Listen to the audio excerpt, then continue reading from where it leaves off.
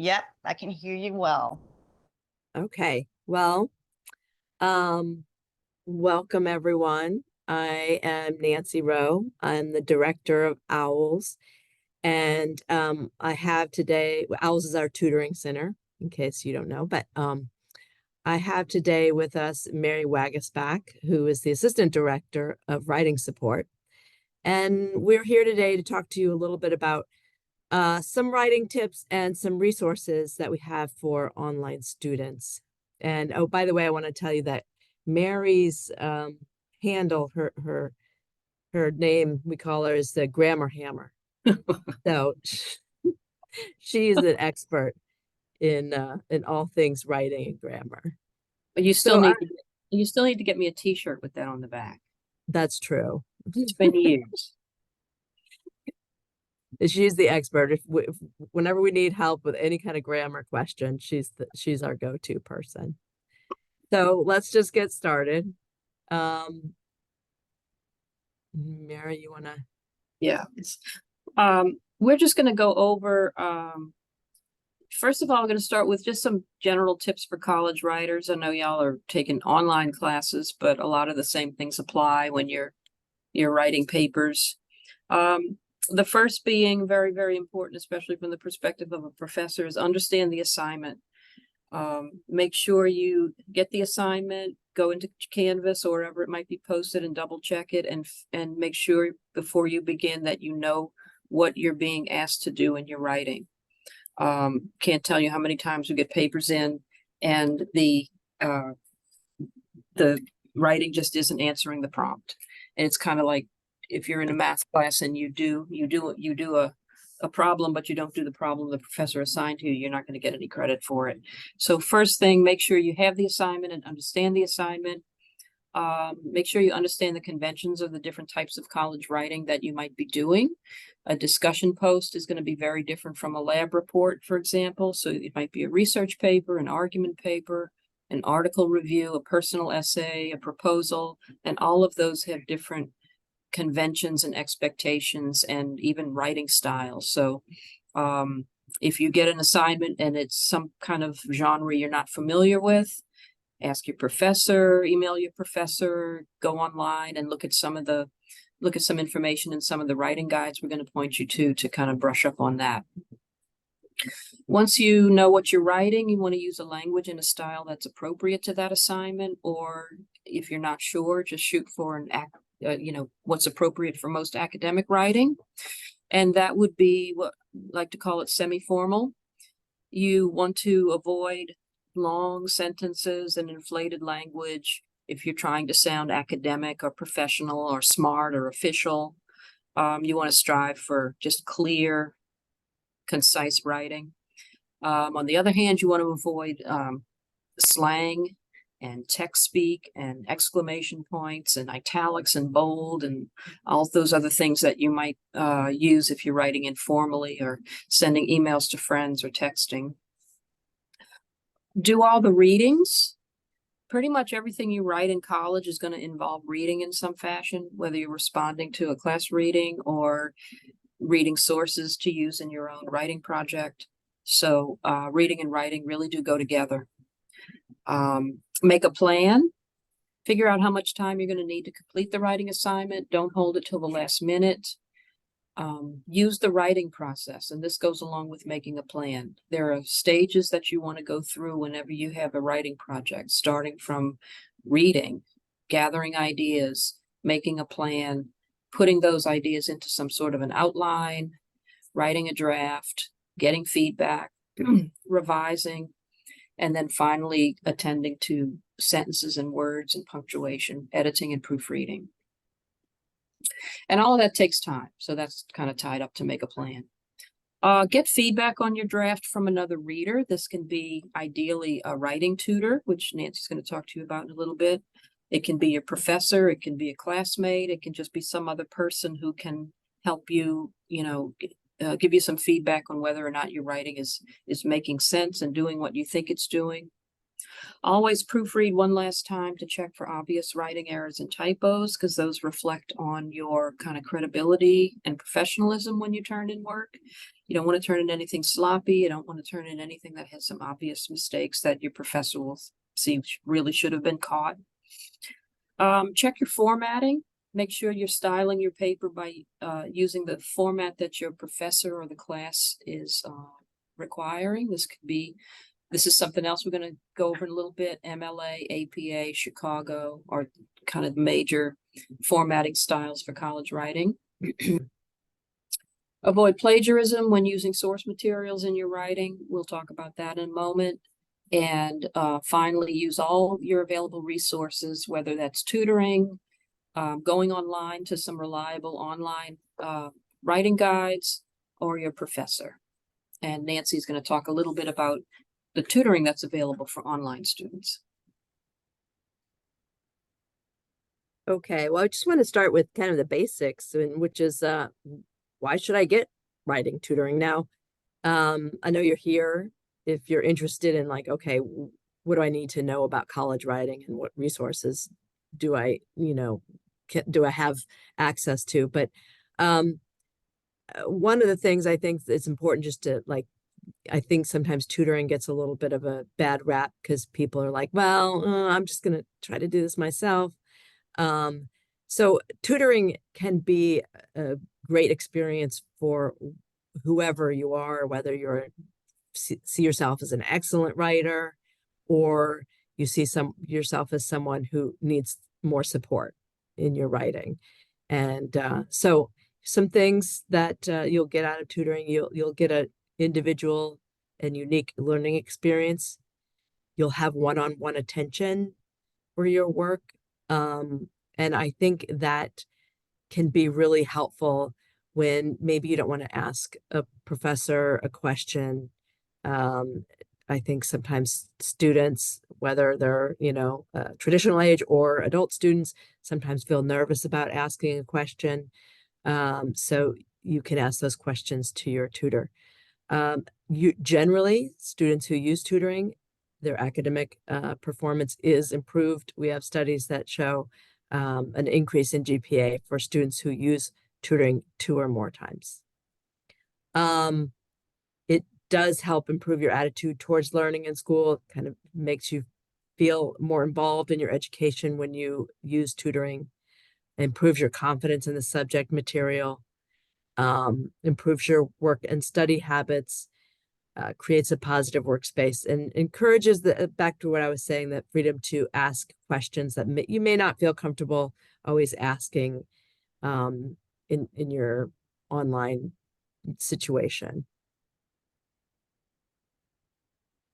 So for online students, you have resources that are available to you. You have assigned 3 hours of tutoring through tutor.com. That's 24/7 tutoring. So whatever subject you need help with, you can get a tutor for that subject. And could be at 2 in the morning if that's what time you are doing your work. So this is a wonderful resource because it's on your time. If you need more time, you can use this address here that you see on the screen, online tutoring request at loino.edu, to ask for more time. And I really encourage you, because you pay for these services, to use these services. They are for you. You will see in your Canvas a course called Online Student Resources, and that's where you'll find it on the left-hand side of your screen. You can see the link and press on it, and it'll give you instructions from there. So how do you get the most out of your session? Make sure that you schedule ahead of the due date and not at the last minute. It's really important that you have the time to make the revisions that you need to make. It may be, as Mary was saying earlier, maybe there was a part of the prompt that you missed as you were looking over your prompt, and and you realize like, oh, I have to rewrite whole sections. So this gives you a chance to kind of do some rewriting if you need to do it. It also just gives you a moment to to to write the piece. I would say take a day break from it, or at least some hour break from it before you have a tutoring session, so you can come back with a fresh pair of eyes. Have a copy of your assignment handy. You want to make sure that you go over that assignment with your tutor. And even if you can give that assignment to your tutor ahead of time, that can be really helpful so they can read over it. Have any work in progress, including rough drafts. Maybe you're just needing help brainstorming, or you're just getting started. That's fine too. That can be a tutoring session. It's just a brainstorming session. You don't have to have a draft, but if you do, bring that with you. If you have a graded draft from your professor that you're revising, that's a great thing to bring with you and to show to your tutor, so you can look at. Sometimes students have questions about their professor's comments, so they may not understand them. So you can also use that session to go over the comments. So have your questions all ready to go. This is what we have with OWLS, is this great group of guides. So online, you can find, if you search for writing guides, if you go to Loyola's website and you do a little search and type writing guides in there, what pops up is all of our beautiful writing guides that we have that Mary created locally. And they are very helpful. And Mary, is there a way to show them the page? Are you seeing it? Yeah, you got to kind of, there we go. There we go. All right. So you can see here that all of these are links to different guides. And so let's say, for instance, your professor wrote on your paper that you have a lot of comma splices. And if you were like me, I remember at a point where I was like, my professor would write that down. I had no idea what it meant. It's like, okay, it's something to do with commas, but I don't know what it is. So you can see here that you can go in and look at our guide on comma splices. Hopefully this pops up. Yeah. And it will tell you all the things you need to know about comma splices, and how to fix them. So this is an example of one of our guides, our online guides. Maybe if we can go back to the original. Let's see if we can. To the writing guides, back to the writing guides itself. Oops.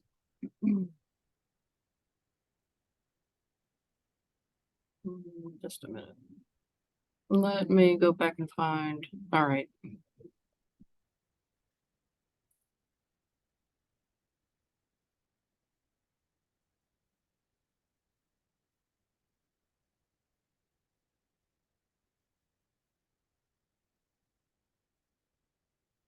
So if you can see another really handy one, and Mary, you don't have to bring it up, but is this essay blueprint.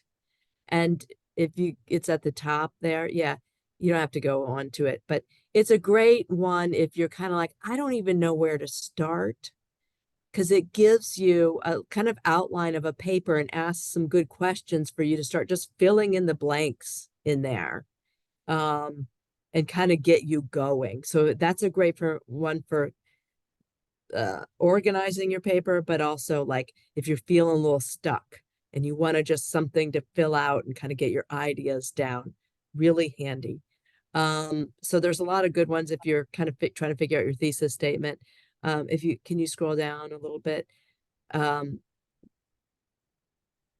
We also have the different types of writing here. So if you need to learn how, like, oh, I'm writing a personal statement, or I'm writing something, a lab, or I'm, doing a argumentative essay. These are all the different types of essays, and how you can, some of the things you need to keep in mind as you're writing.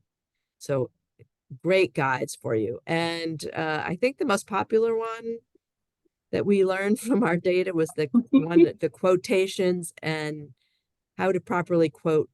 Where is that? That's Oh, at here the we go. bottom. Quotation and signal Yeah. phrases. That's a really good one too. It helps you properly use quotations, which can be tricky for some people. Mhm. And as you can see, there's different styles too. So APA style, MLA style, those are all now I think those need, or those aren't updated yet though, huh? Yeah, these our in-house ones here, I'm going to recommend in a moment that you go to some off-site ones, including the home pages for these. Because these, I think all of these styles have been updated in the past couple of years, and we haven't gotten around to updating our online things yet. Yeah, I don't think there's been huge changes, but Yeah. we don't want to lead you in the wrong direction. But just know that you've got this, all of these resources available to you just by typing in writing guides in the little search bar over there you can see to the right. So back to the slideshow. Let me go back and find it, because I think here it is. No. Just a minute. Here we go.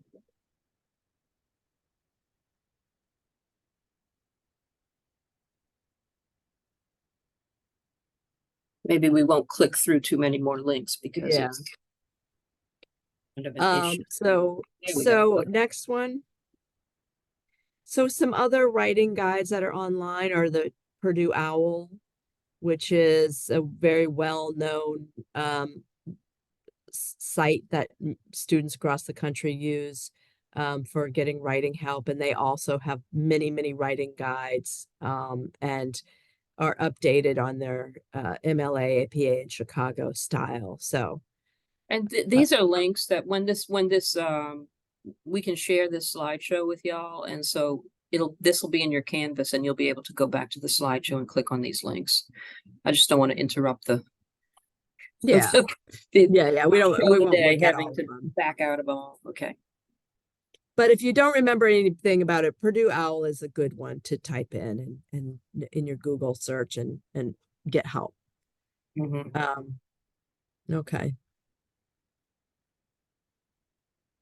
All right. And speaking of, source citation and such, I think we decided to spend a little bit of time today talking about using sources in papers and just basics of how you do that honestly and ethically and avoid the serious problem of plagiarism.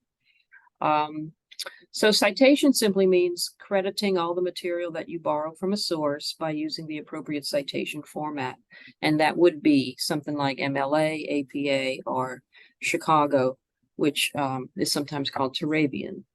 Plagiarism is the use of someone else's ideas, words, or work without giving credit to the source. And plagiarism can take a bunch of forms. It's first of all, you can have word for word plagiarism, where you simply reproduce the source's word for word without enclosing those words in quotation marks, and or without adding any kind of citation in the text, like a page number or a paragraph number or the author's name. And this is particularly an issue, I think, with online students, perhaps because you're doing all your work directly online, and that's actually an issue for everybody now. A lot of our sources appear in a digital form, and so it's so easy to copy and paste. And you want to just make sure that if that ends up in your paper in that form, that it's not you don't end up plagiarizing word for word. Another form of plagiarism is paraphrase plagiarism. I sometimes call it plagiaphrasing, where you make only minimal changes to the original wording, but you keep the grammatical structure of the original version intact. It might be you go through the sentence or the passage and you plug in some synonyms, or you change a phrase, or you move one sentence around, or move the phrases around in the original sentence. And the problem there is, even though you're not doing word for word plagiarism, you're still borrowing the original language's structure. And when you produce a sentence, when you write out an idea, the writer makes choices about where in the sentence those ideas go. And if you are going to take someone else's ideas, you need to reword them in a way that you're not also taking their sentence structures. Okay. Some note-taking hints to help you with your source citation and avoid plagiarism. You won't remember what you wrote down in your note, whether what you wrote down in your notes is word for word, a weak paraphrase, or a careful paraphrase. So you want to be very careful about what exactly is, like if you have a Google Doc open or something and you're using that to take notes. If it is word for word, make sure you enclose those in quotation marks so that when you go back and look at that note card or whatever it might be, you know that that's a word for word borrowing. Keep careful track of where things appear in your sources.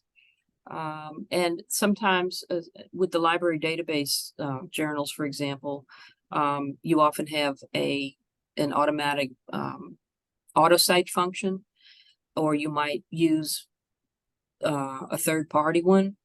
And that can save you time, but you always want to go back and double check your citation against the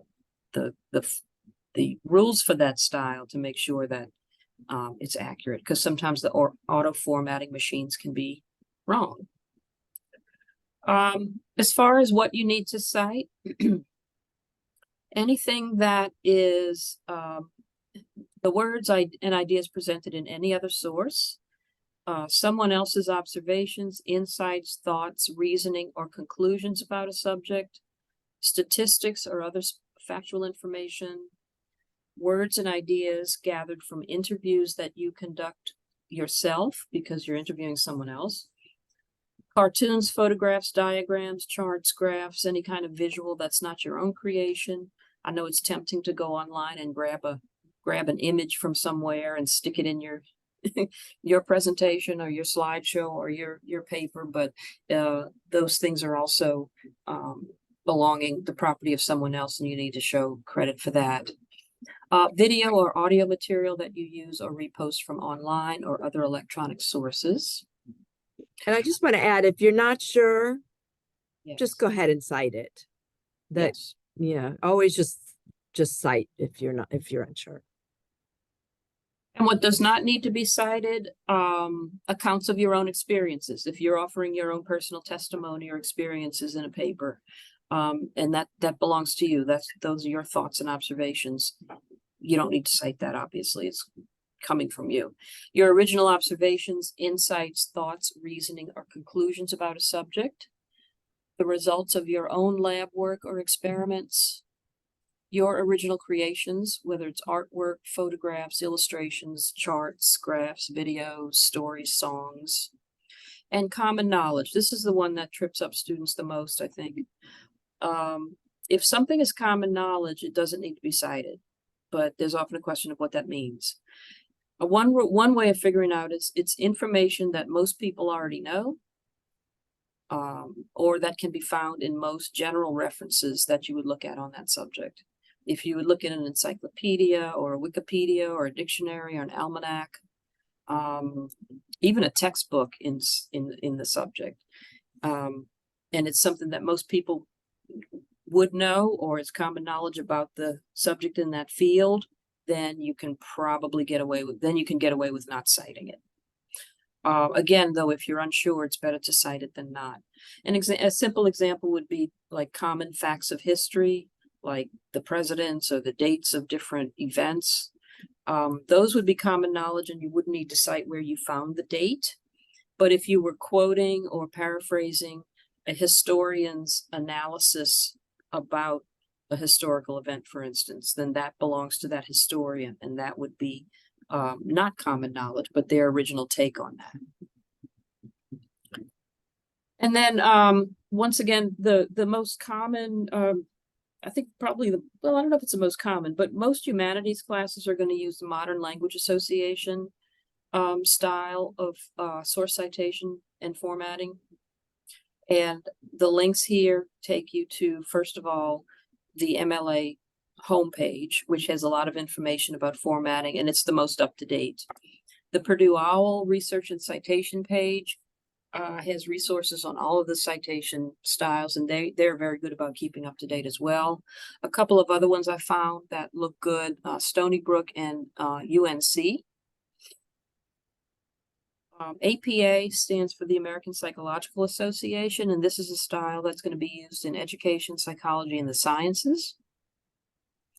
The first two links will take you to the APA homepage, and they have some APA is difficult and complicated, so I would recommend going to these instructional aids and these style and grammar guidelines if you don't have the APA book. A lot of times for your psych and science classes, you'll have the book if you're majoring in that.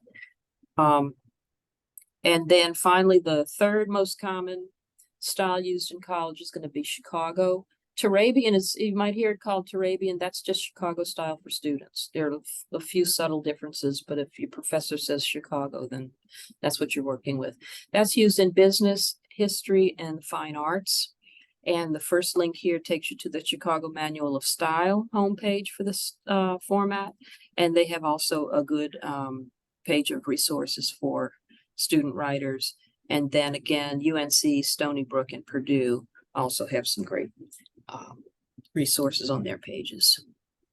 Hey, Mary, do you know if someone doesn't see the style listed in their prompt, and the professor doesn't say anything, is there a sort of go-to style, or what would you suggest?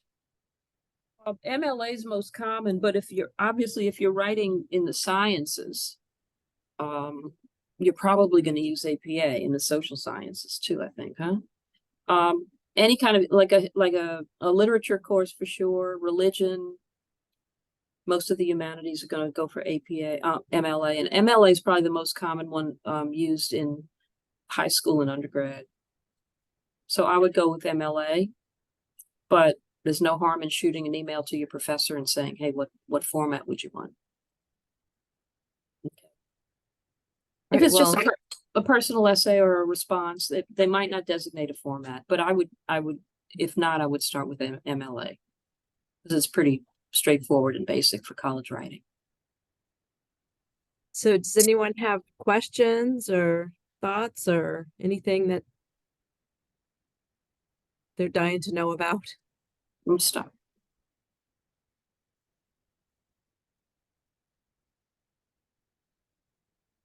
I see a hand.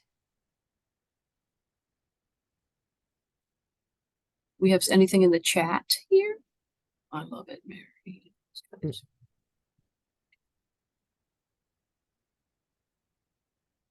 No. Oh, why is APA so difficult? Well, I would say I could answer part of that. Mary may know more than I do, but it's just that it's more complicated because there's headers and footers, and the bibliography is kind of complicated. You'll have to use footers right in this within the paper. I think it might seem more complicated because if you went through high school and a lot of your college core classes, for example, using MLA, you kind of know that. You kind of know it's author page in the parentheses at the end, and then it's going to have a works cited list. But the reason you need to pay attention to your formatting and what the professor wants is because they're all different. MLA uses the author and the page number. APA is going to use the author and the year. Chicago is going to use footnotes and endnotes.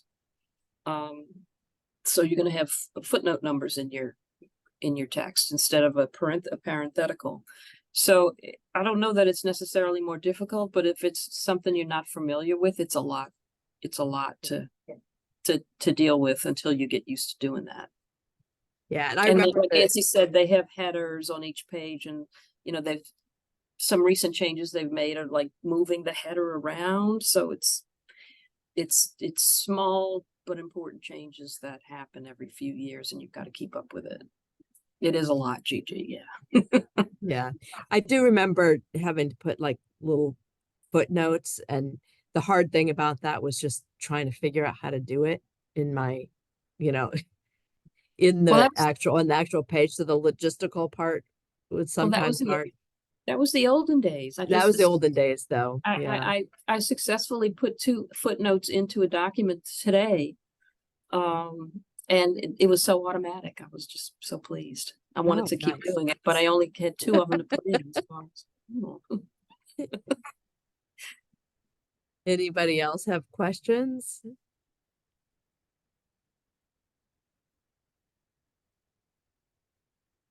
Is there an app you recommend to help? For Well, it family? kind of depends on what you need help with, but I know the library, if you need help with citations, just they have automatic citation There's a something called programs. Zotero, which I've never used, but I think it was recommended a lot by one of our former librarians whom I trust. So it's something called Zotero. She liked it a lot. Yeah, but more Z, that has more to do with citations than anything. yeah. I would say be careful with like things like Grammarly and those types of programs, because they're often not very accurate. So if you use a tool like that, um, make sure you go through, and if it doesn't make sense, logical sense when you're reading something out loud, and I would say a wonderful thing to do when you are revising a paper is to read out that paper out loud. That's a great tip, because you'll hear some of the issues or mistakes you're making. But sometimes Grammarly sort of overlooks certain mistakes. They may allow you to put TO instead of TO when you meant TOO, or if you put the wrong word in but it's spelled right, it won't, catch that. So you're more likely to catch some of those issues. So I would say, yeah, the apps in general, you just have to be careful.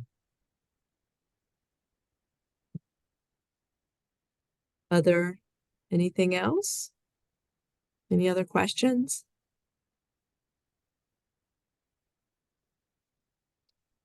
Well, if You have that 2 is, English? Go ahead. Okay, you're welcome. This was so helpful. Thank you guys so much. you're welcome. And this will be, something that you guys can revisit, and it'll be right there in your online student resources. So I'll add that shortly. Thank you guys. I really appreciate this. And the Writing Resources Center review a paper prior to turning it in. That's what you use your tutor.com for. Nancy can maybe answer that question about the OWLS tutoring versus the tutor.com. Yeah, we do have OWLS tutoring is tutoring that we have for mostly undergrad students, but we do have a grad part for writing. The reason we decided to kind of make these separate, tutor.com is what online students use, because many online students can be in any part of the country, and they are sometimes what's that? Sometimes need help the help at 2 a.m. because of work schedules and such. Yeah, so there's very different schedules, and so we have kind of limited hours and limited resources. So if you end up landing at OWLS, we're not going to turn you away. We would help you, but It's in person though. Yeah, in person here.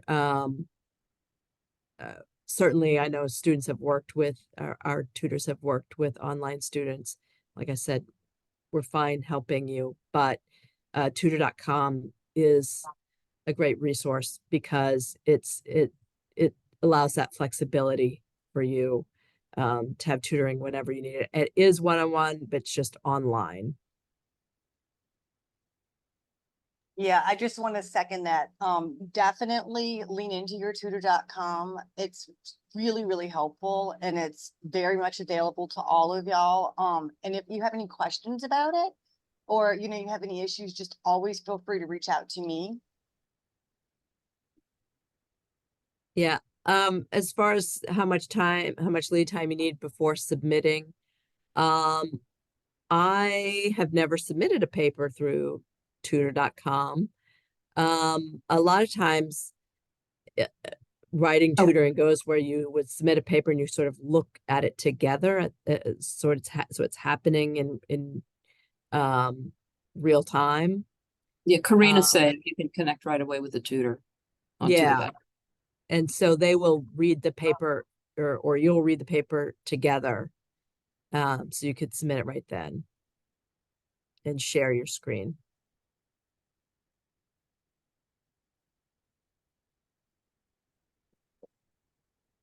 All right.